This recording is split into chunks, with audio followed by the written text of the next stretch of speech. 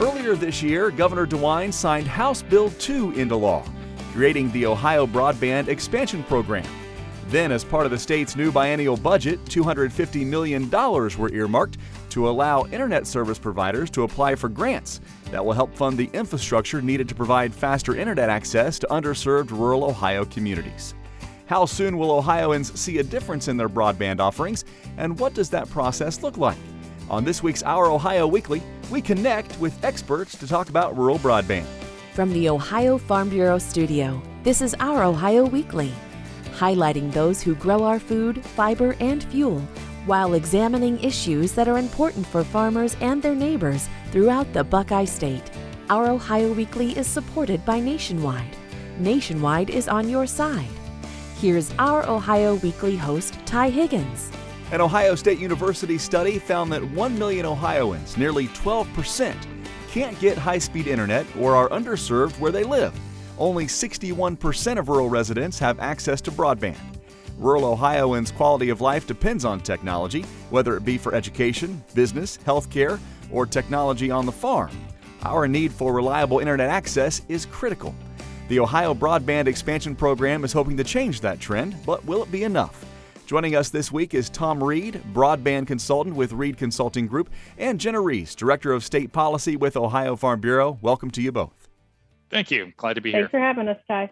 So, Tom, I've been doing this a long time. I've never had a broadband consultant on. What does a broadband consultant do? Well, boy, it's high time, Ty, that you have a broadband consultant. We're a large and influential group. No, broadband consulting really shouldn't exist because these issues that we're facing should have been addressed over the last 30 years. There was a Universal Service Fund from the FCC that spent $100 billion since 1990 to solve this problem. And the money is missing in action. So the whole broadband consulting industry is based on the failure of past policy. So what we're trying to do is identify areas of need and where broadband does not exist. So many of the mapping solutions that have been pursued identify where broadband is. And what we've always focused on is where broadband is absent, because that's what we're trying to fix. And the shocking information that we've ended up revealing is that about half of the populated area of Ohio cannot even get speeds at 10 megabits down and 1 megabit up. So that's the lowest threshold that anybody wants to try to measure is 10 megabits down, 1 megabits up, and half of the populated area of the state can't even get that.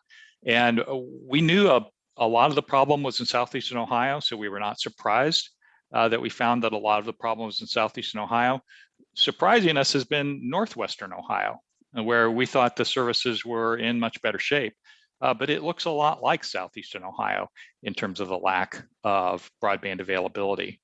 So the focus for us now that we've identified these areas is the really defining service areas and then the matchmaking between ISPs that want to serve those areas, truly want to serve those areas, and the funding programs, because there's a lot of different funding programs out there. ISP, I imagine, Internet Service Provider, correct? Correct. Jenna, we have worked with Tom a time or two. He has been a great resource for some of our development of policy. Absolutely. We had Tom come in last year for our state committee for policy development to influence our policy on broadband. We've always had, policy supporting getting broadband extended to rural Ohioans, but that was pretty much it because this isn't our specialty. We're not experts in this area. So we did have Tom come in to consult with our group as an expert to say, how can we get a little bit more specific with our policies? What was it about his insights that prompted Ohio Farm Bureau? We've been working on broadband for years, but of course we had many challenges in 2020 we'll talk about in a bit. But what were some of the insights he brought to the table that had our members thinking just how much more important this issue became? Well, first of all, he came highly recommended. So when I reached out to the Ohio Broadband Office, Peter Voderberg immediately said that I should have Tom Reed come in based on his experience specifically in Southeast Ohio. I know that Northwest Ohio also struggles with this, but Tom can talk about the infrastructure itself. We're really good with, hey, there's a funding need, but we can't really get down into the nuts and bolts of the issues, which is what Tom brought to the discussion. Tom, you've worked with us, of course, but other partners across the state. What other organizations does your work involve? So this started in Buckeye Hills Regional Council, which is a council of governments that covers 8 counties in southeastern Ohio. Pretty quickly, the other local development districts joined in. So now we represent about 34 counties in Ohio. Then also started working with Broadband Ohio, Innovate Ohio, and Ornet. So kind of taking on a statewide focus at that point. One of the terms that I heard you use last year when you talked to our members about rural broadband in Ohio is digital desert. What is that? The digital desert is where we project there just is no broadband. So all those areas, the half of the populated area of the state that's below 10.1, basically we're saying there's no broadband there at all. And this dates back to the problems with the copper cables. So, we were very fortunate that way back in 1934, the US Congress said that rural America needs to be on a level playing field with urban America in terms of telecommunications capabilities. So this is not a new goal. This is a goal that the country has had since 1934. And it's the only reason we ended up with telephone services in these rural areas. And the copper cables that were installed back in the 50s and 60s, they really have served us well. It gave us reliable telephone service for a long time, but they're way past end of life now. And in a lot of areas, regular landline telephone service doesn't work anymore. It's become very intermittent. So yeah, we don't have broadband. In a lot of places, even the telephone service is failing because that infrastructure has never been updated. And that's where we really end up with this digital desert, is where the only thing serving those areas is this old decrepit copper that's way past end of life. And there is no shortcut. We have to replace that infrastructure. And that's where we're just mystified that between 1990 and 2020, there was $100 billion from the FCC specifically to upgrade rural infrastructure that was spent with the telephone companies. And for the most part, it just did not have any impact. One thing that really caught my attention during your presentation was just how expensive getting that infrastructure up to par would be. People don't think about those poles every couple hundred feet down the road and what it takes to get those up to snuff, so to speak. Mm-hmm. Yeah, there is that issue of the pole infrastructure as well. Overall, we believe it's about a $3 billion subsidy problem in the state of Ohio. And that sounds like a huge number. People's heads explode when I say $3 billion. That's equivalent to building about 150 miles of highway. So you leave Columbus, you don't even reach either side of the state in 150 miles. So we've built a lot more highway than that. We can solve this too. It's similar to building a water system. They build a water main down a road, passing the homes, and then the homes pay to tap in. What we need is the subsidy to pass the homes with the fiber backbone. And then it becomes actually a profitable network after that, that the fees that the consumers pay once they've connected are enough to actually support the network and make it a profitable enterprise. Talking rural broadband this week on Our Ohio Weekly. That's Tom Reed. He's a broadband consultant with Reed Consulting Group. And Jenna Reese also joins us. She's with Ohio Farm Bureau, our Director of State Policy. Jenna, how long has Farm Bureau had broadband as a priority issue?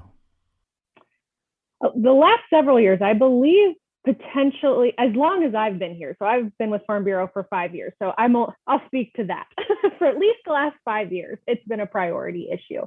And we've really only for the first time gotten traction with it in a COVID or post-COVID world where everyone understands, yep, we get it. This problem is huge. And we were not prepared for a global pandemic because we didn't have half of our Ohioans connected to reliable, fast enough internet to support all the functions that needed to happen during the shutdown. So we have been working on this for about 5 years, but diligently due to interest for the last couple years. So right now, I know that we've talked a lot about the rural broadband expansion program and the $250 million that the state just voted through the state budget for that program. Currently, they are working on the administrative rules through the Department of Development. And so we have been in contact with them to make sure that rural Ohioans' needs are met. A couple of things that we've noted are just, hey, how can residents ask questions about why their residential address is not included in a project area? Another is most of the notice, the public notice that we've seen, if not all of it, is online. And our question is, if 50% of Ohioans don't have access to the internet, and I know a lot of our members don't have email addresses, how are they supposed to find out about this? We need some type of publishing in a newspaper or something to make sure that that information is getting out to the rural residents who we are trying to connect to the internet. Boy, Tom, there's still, I mean this with no pun, but there's still a disconnect between those that have and those that have not. There's just not that understanding that some people simply can't get online. No, it is really difficult. It's about 720,000 households in Ohio that don't have access to even 25 megabits down, 3 megabits up. And we think a lot of those, there's just no availability at all. And, those of us who have it, we do just assume that it's out there. And so, we have an email distribution list, or we post information on a website, as Jen is talking about. And it's not sufficient. Now, a lot of people do gain access through our excellent library system and the network that supports the library systems. And some people get access when they go into the office. Of course, a lot of offices were closed during the pandemic as well. When you talk about how old this problem is, I'll really date myself here. In 1994, I chaired a committee for the Public Utilities Commission of Ohio, and the subject was universal service. And we identified at that point that most rural Ohioans could not have 56 kilobit per second access on their modems. That was the common speed that was available. And already in 1994, the copper was not sufficient to support those modem speeds. So really, rural Ohio and most of rural America has been in a digital divide for the entire internet age. And the frustration levels in a lot of these areas, it's totally understandable why people are so frustrated with the broadband situation. Jenna, this show airs in some major metropolitan areas where people didn't have to worry about getting online through the pandemic. What were some of the challenges that rural Ohio faced through the 2020 pandemic and early 2021 for that matter? What are some of the things, some of the stories you heard, some of the things that not having rural broadband caused? Well, like Tom was saying, how most people rely on other locations to get access to the internet, and they all shut down. Libraries, offices, McDonald's, everywhere that our members had typically used to get access had been cut off. So we have heard stories of families going to their cell company to try to buy more service, and they've used it up because parents are working and kids are all going to school. So that eats up the entire plan within a very short amount of time. Or I've heard of parents driving around with their cell phone trying to find enough service to submit an assignment for their kids. So it got pretty dicey during the pandemic. And I will say there are a couple of urban areas that also lack access to the internet. And I'm not sure if that's because it's a strict access issue or if it's more of an affordability challenge, but I do know that our urban counterparts in minor areas struggle throughout the state as well. That's a really good point, Jenna. That's one of the things we discovered in our mapping. The analysis we did was based on this Ookla speed test intelligence data, where if you Google speed test, you almost always reach Ookla. It's commercial data that the state of Ohio licensed and gave us access to. And that gave us the surprise that while Northwestern Ohio is difficult too, but that also showed us that a lot of poor urban areas are also very poorly served. Tom Reed, a broadband consultant with Reed Consulting Group, and Jenna Reese, Director of State Policy with Ohio Farm Bureau, continue the conversation about rural broadband after this on Our Ohio Weekly. Today, farmers and small businesses with employees continue to search for health coverage options. Ohio Farm Bureau Health Benefits Plan has teamed up with Anthem to offer businesses with 1 to 50 employees an opportunity to participate in a large, self-funded pool backed by Anthem. This health benefits plan offers competitive rates through a self-funded arrangement, fixed and predictable monthly payments, and a variety of plan designs, including deductible with coinsurance and high deductible plans. The OFB Health Benefits Plan uses Anthem's healthcare provider network, one of the largest provider networks in the state. Your benefits package can affect employee satisfaction. With the Ohio Farm Bureau Health Benefits Plan, you get access to Anthem's industry-leading specialty plans, vision, life, disability, and more, in addition to medical plans. Plus, they're integrated for even more value. Visit ofbhealthbenefitsplan.org for eligibility details and to receive your highly competitive quote today. That's ofbhealthbenefitsplan.org, a self-funded medical plan for Ohio Farm Bureau members. Brad, Let me introduce you to one of the most important people in Peytonville. Is she the mayor? No, insurance agent.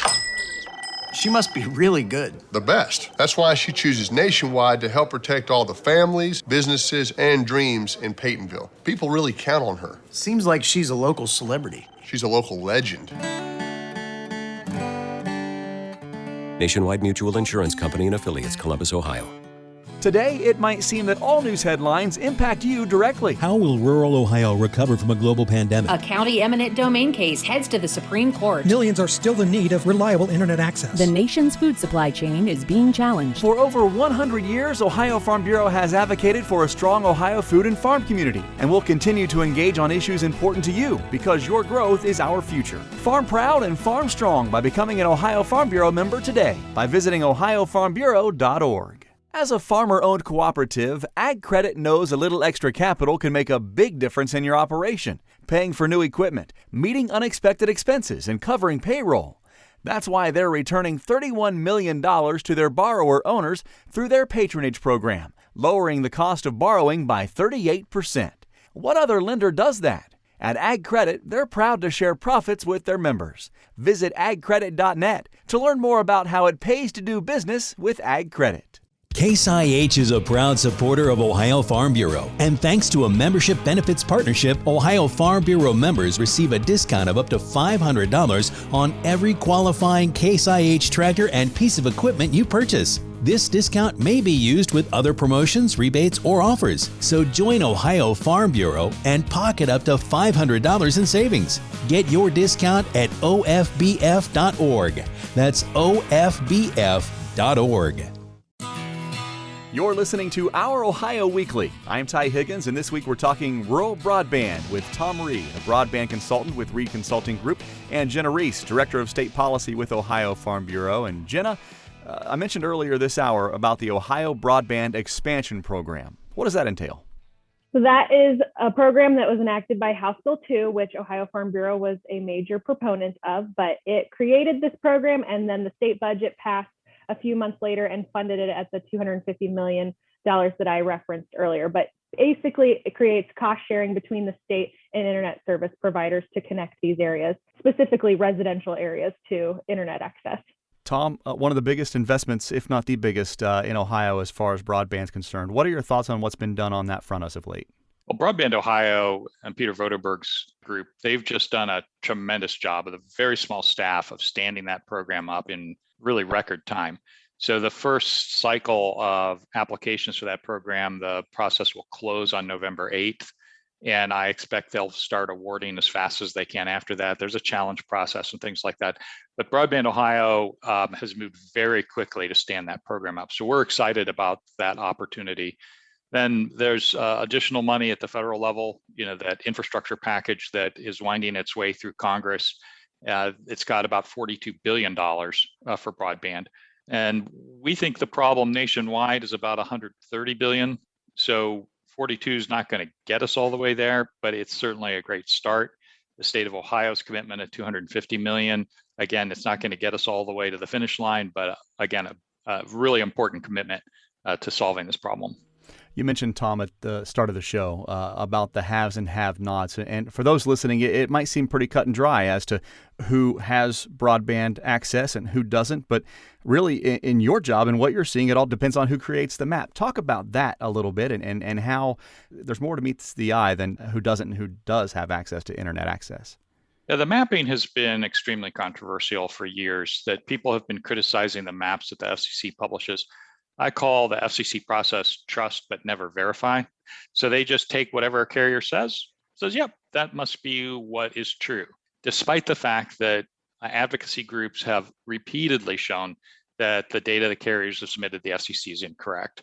And we've filed a number of briefs like that ourselves to the FCC, pointing out how bad their maps are. And so it was really a big breakthrough when Innovate Ohio decided to license this Ookla data, because the speed test data gives us ground truth. This is the experience of millions of consumers in Ohio with their broadband. We never had that before. So that is the big step for us, is being able to say, no, this is actually what's happening in Ohio. And this is a process that has been endorsed by the White House. So the White House with the NTIA, the National Telecommunications Information Administration, they released their own national map, and they also used speed test data in their mapping. So what we're doing is not at all an outlier. We say the problem is about 4 times worse than what the FCC says. Microsoft has their own methodology. They say the problem is 15 times worse than what the FCC says. So we're kind of in the sweet spot there in the middle of the road in terms of how bad we think the problem is. It's still very significant and much worse than what the FCC says. To give our Ohio listeners an example of what Tom means by bad mapping, and totally correct me if I'm wrong, but for instance, a cell phone carrier would say, hey, here's our maps and here's all the areas we cover. And a lot of them are based on one person that they cover in one census block. And then the whole area is marked as covered. So that's what we're talking about when we're saying bad mapping. Yeah, my poster child community for this is Amesville, Ohio. It's a small farming town in Athens, Ohio. A really charming place with a number of businesses that are still thriving there, trying to thrive without broadband. According to the maps, they have really good broadband services there. Everyone would expect that their landline telephones work. And according to the FCC maps, they have good mobile services, but they don't have any of that. There are no mobile signals that you can reach in Amesville. Even standing outside waving the phone in the air, you can get 0 bars in Amesville. There is no broadband in Amesville. And they are constantly dealing with telephone outages where the landline telephones no longer work. So we're really taking these people back to the 1930s in terms of their technological capability for communications. And I don't think many people understand that there are a lot of places like this in America where there's just nothing now because the copper is decrepit. So even the old phone lines don't work. And it's really a problem we have to fix. I want to talk about a couple of things as far as the social aspect of rural broadband, and we'll talk about healthcare in a bit. But Tom, I want to start with you and economics, not just the $250 million going to rural broadband, but what could happen if we get more small businesses online, get more smaller communities online? What would that mean for the economy of Ohio as a whole? Well, there's a number of studies that show the economic impact of broadband. I look at the International Telecommunications Union. Every couple of years, they refresh their study of the impact of broadband. It's a tremendous impact. It would really pay for itself in increased tax revenues because we'll increase productivity, increase household income, lift a lot of people out of poverty.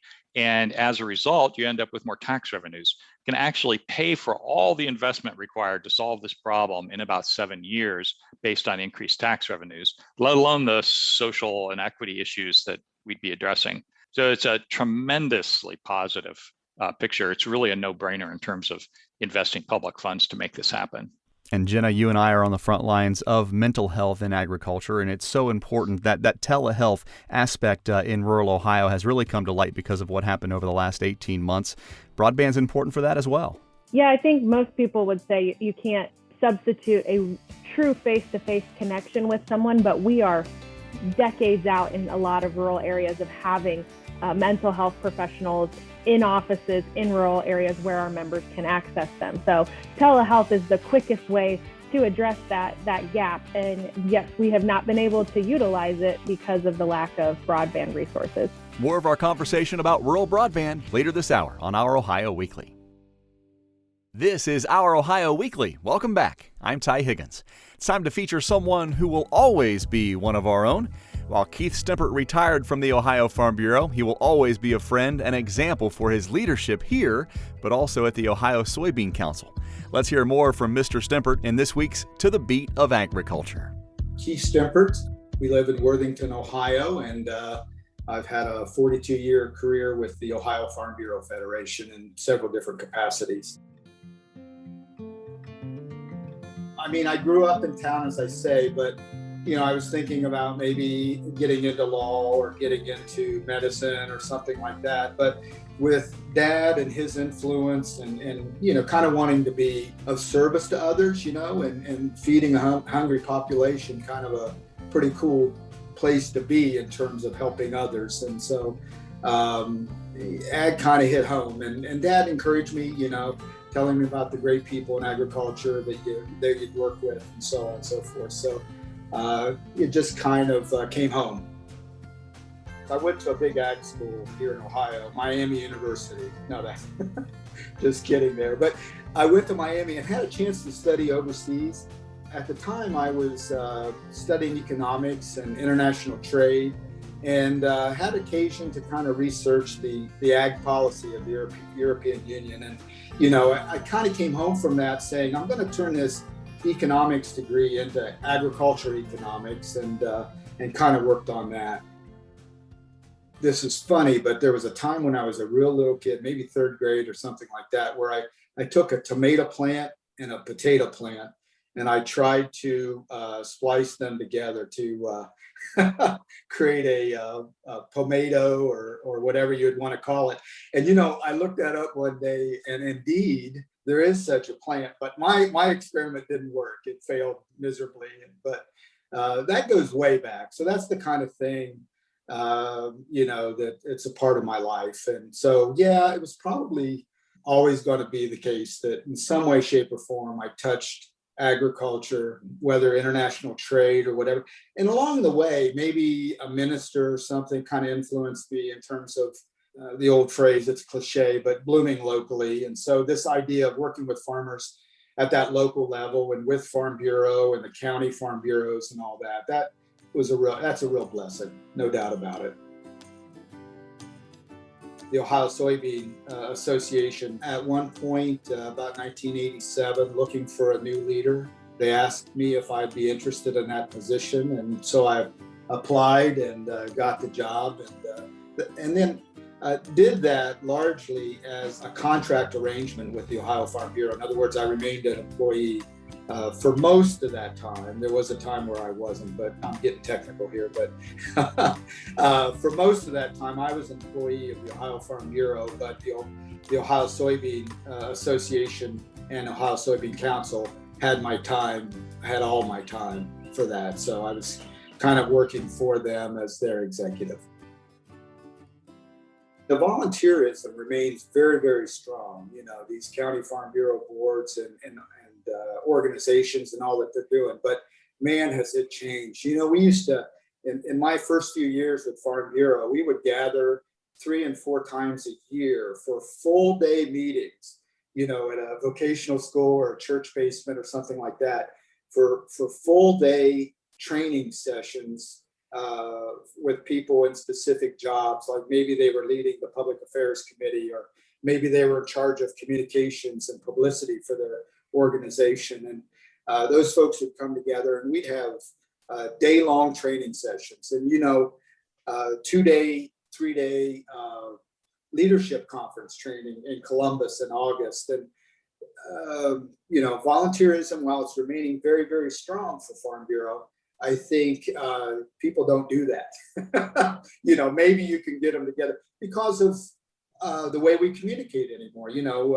on Zoom and social media, and people texting. Just a lot of information gets shared without a lot of travel. So that's got its ups and downs in terms of we are a relationship organization, if I could say that. So getting together is still very, very important. But we get that information out, and training happens in a different way. So that's been a huge transition, I think. 42 years, I felt like I've had so many different wonderful experiences, worked with so many wonderful people. But, there does come a time when you got to kind of let the next generation and let folks take over. And really great energy coming from the next generation of Farm Bureau leaders, Adam Sharp and his team and the board that's there. So, we've completed 100 years of service and activity in the state of Ohio. And it's just time for a new group of leaders to take over. And I'm excited for this next chapter of my life. So we're enjoying our grandkids. They're all around us here in Central Ohio, so we get to see them a lot. And taking up a few hobbies. I enjoy golf, working on genealogy, our family genealogy, and some other things out there, trying to may try to get more serious about wood carving and woodworking. So that's out there as well. So lots of good things. I'm enjoying it. Thanks to Keith for sharing his story with us today. We here at Ohio Farm Bureau want to thank him once more for his work with us, along with his help to establish the Ohio Livestock Care Standards Board, and for his inauguration into the Ohio Ag Hall of Fame. This segment was produced by our friends at Wessler Media. If you'd like to preserve your own story, much like what you just heard, visit them at wesslermedia.com, WESSLER media.com. Back after this on Our Ohio Weekly.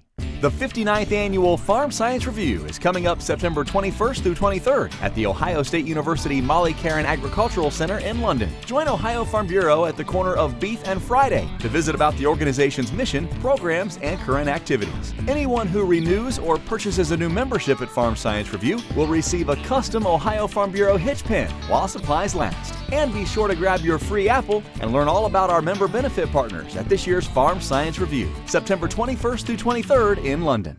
Here in Ohio, we grow possibilities. By investing in the soybean checkoff, farmers can concentrate on running their operations, while the Ohio Soybean Council creates new opportunities for future generations. The soybean checkoff works to get new soy-based products on the market, builds relationships with international buyers, and partners with researchers to increase yield and on-farm profitability. Learn more at soyohio.org/herewegro. This message brought to you by Ohio soybean farmers and their checkoff. Brad, let me introduce you to one of the most important people in Peytonville. Is she the mayor? No, insurance agent.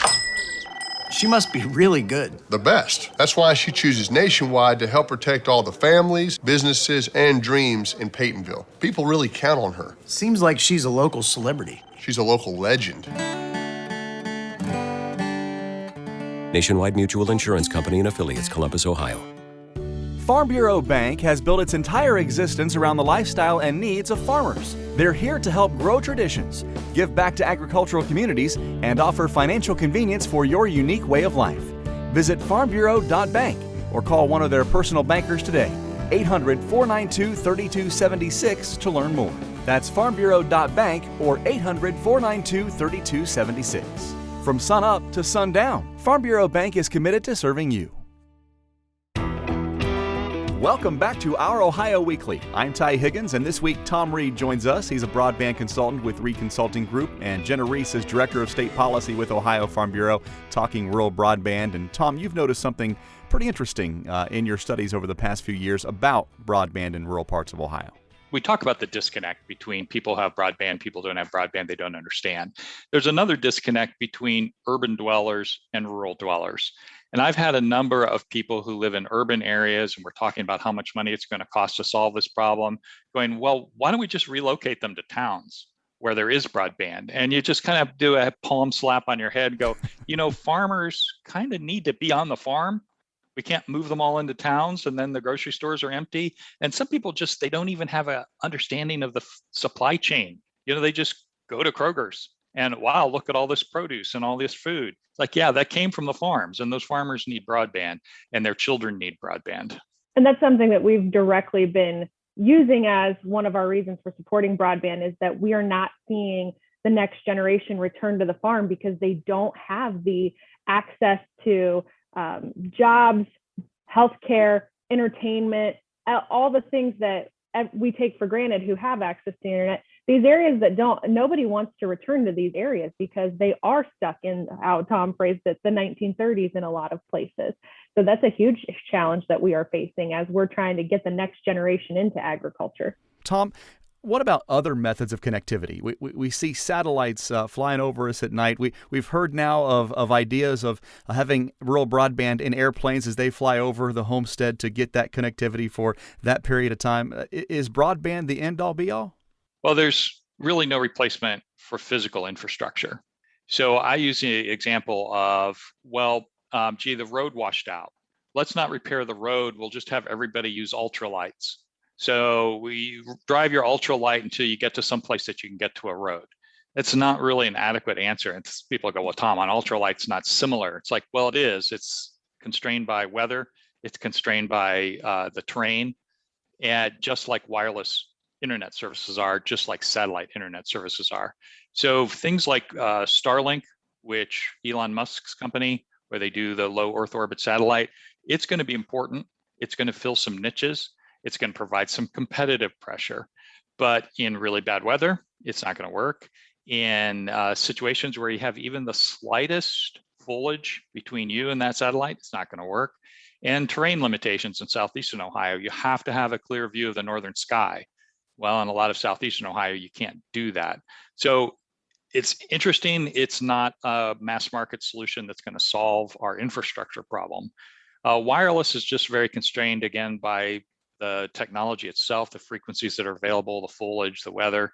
And then 5G, a lot of people say, oh, 5G is the answer. But 5G requires transmitters every few hundred feet.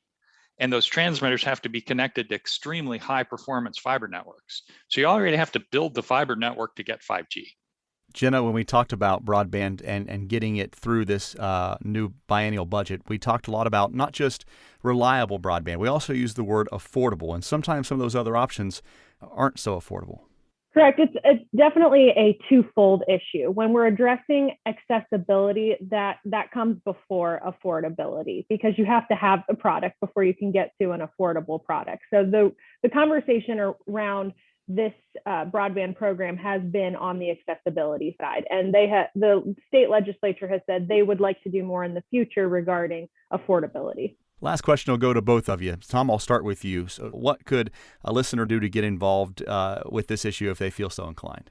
Yeah, we've got connectingappalachia.org, a number of ways that people can feel more involved, of online survey, how to do a speed test so we can pick up their data the next time we get a monthly file of that speed test data, and kind of a articulation of a lot of these common sense solutions. So having a unified voice from rural Ohio that these issues matter and we don't want to leave any area behind, I think that's the best thing we can all do. What's your short and long-term outlook for broadband? I'm pretty bullish. I think the money that is coming through is going to be extremely helpful. The money coming through the infrastructure bill is going to go through the Department of Commerce instead of the FCC, which I think is a positive thing, because we need accountability and transparency on how this money is spent. Department of Commerce has a good track record on accountability and transparency. It's absolutely essential that we really spend this money wisely so that we solve the problem instead of, it just disappearing again like the past 100 billion. Jenna Reese, final thoughts.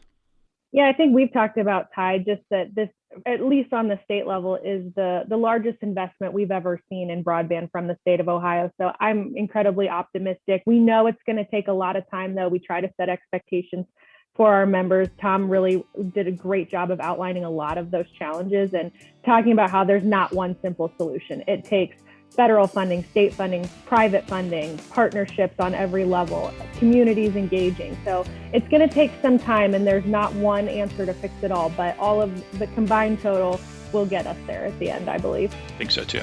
That's Jenna Reese, Director of State Policy with Ohio Farm Bureau, and Tom Reed, Broadband Consultant with Reed Consulting Group. Thank you both so much for your time. Appreciate the insights. Thank you, Ty. Take care. More Our Ohio Weekly after this. Many farm families like to plan ahead, but is there such a thing as too far ahead?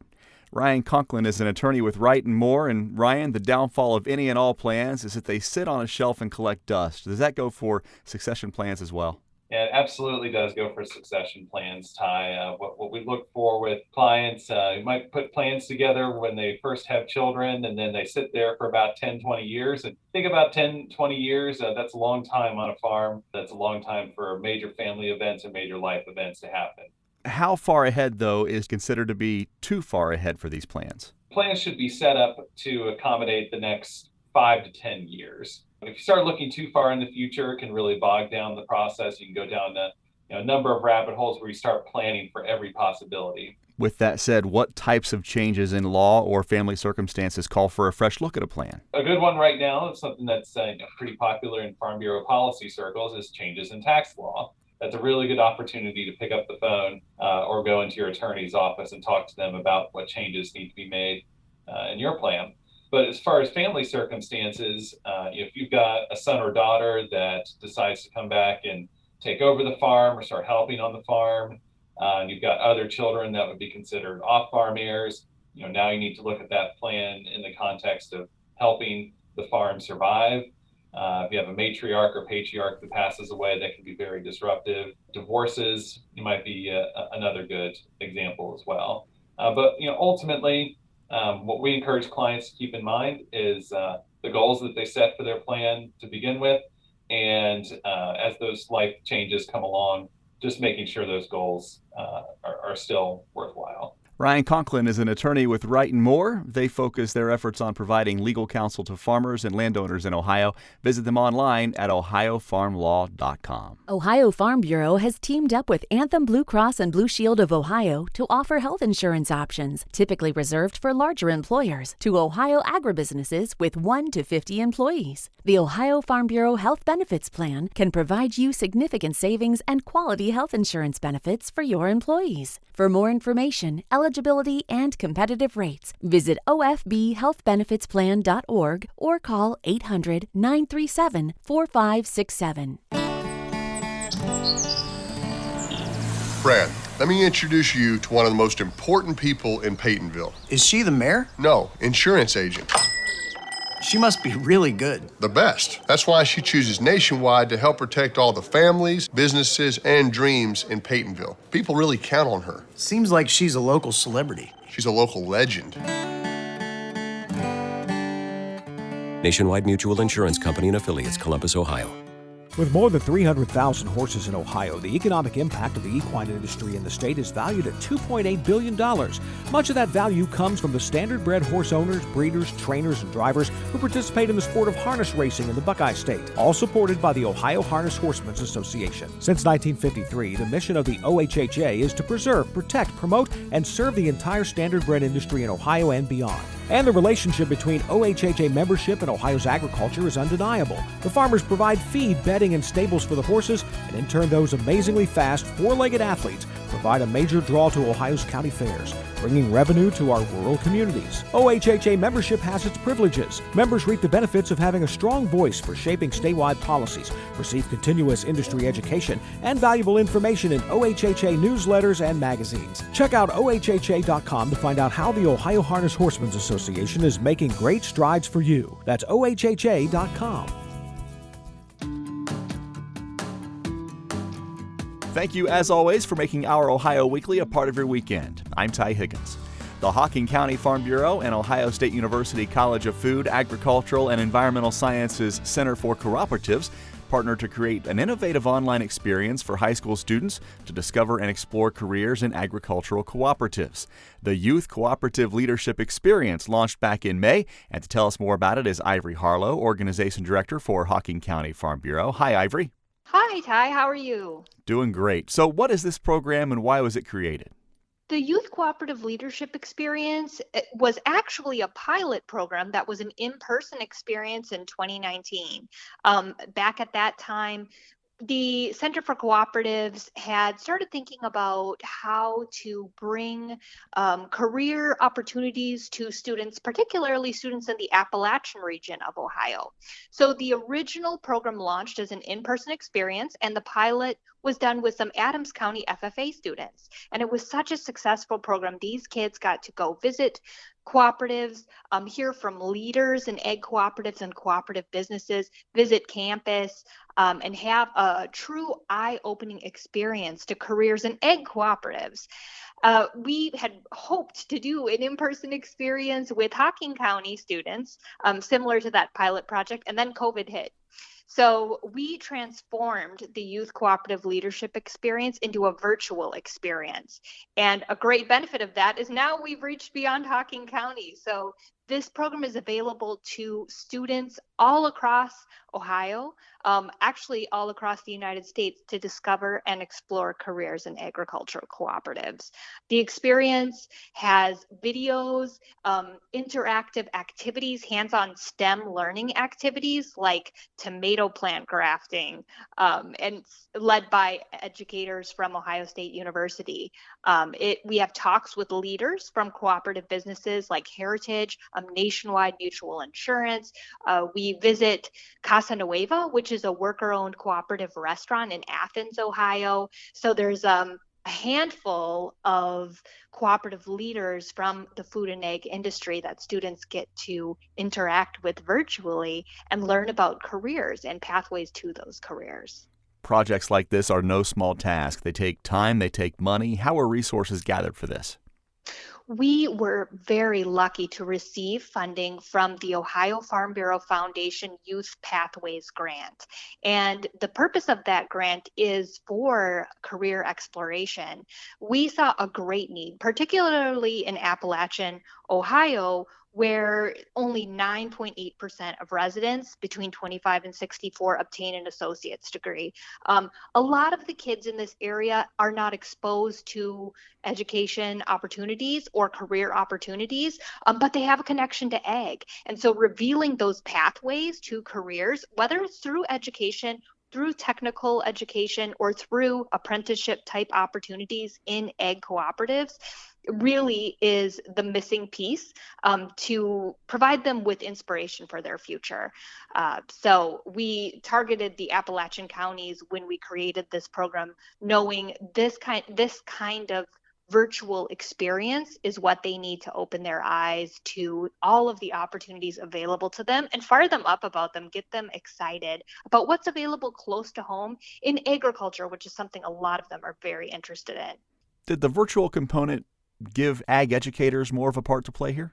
The virtual aspect of this program really expanded the reach of the program. Now, ag educators from anywhere in the United States can take advantage of this program, certainly anywhere in Ohio. It's free, open access, available online for educators to use. Not only that, but because of the generosity of the Ohio Farm Bureau Foundation grant, we are able to provide supplies and workbooks to ag educators that would like to utilize this program, whether it's in person in their classroom or in their virtual curriculum throughout the school year. We're able to provide supplies and workbook supplement material free to any ag educator that contacts us. And how they can do that is available on the website, how they can get in touch with us to request those materials. And what is that website? The website is osu.edu/YCLE.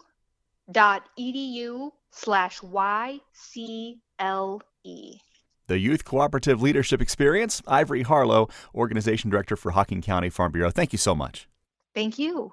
Also want to thank Tom Reed, a broadband consultant with Reed Consulting, and Jenna Reese, Director of State Policy with Ohio Farm Bureau, for a great conversation earlier this hour about the challenges we have with rural broadband across the Buckeye State. Our Ohio Weekly is supported by Nationwide. Nationwide is on your side. And produced by Ohio Farm Bureau. Working together for Ohio farmers to advance agriculture and strengthen our communities. Be sure to visit our Ohio Weekly's podcast page to listen to previous episodes at ofbf.org/Our Ohio Weekly. And thank you, as always, for listening. I'm Ty Higgins. We'll see you down the road.